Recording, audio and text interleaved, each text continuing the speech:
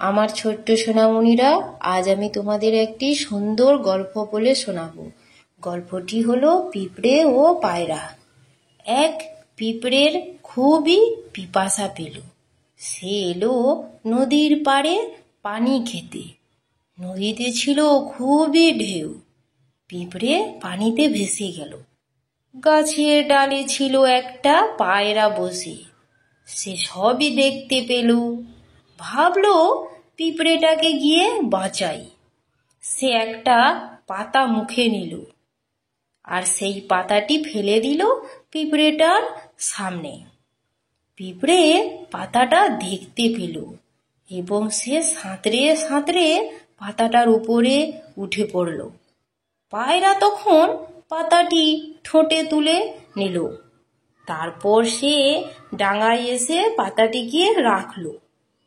পিঁপড়ে এবারের মতো প্রাণে বেঁচে গেল। পায়রাটি হলো তার খুবই ভালো বন্ধু। অনেকদিন পরের কথা, এক শিকারী এলো নদীর পাড়ে। তার হাতে ছিল একটি তীর ও ধনুক। গাছের ডালে বসেছিল সেই পায়রাটি। শিকারী তার দিকে তীর তাক করল। পিঁপড়েটি কাছেই ছিল।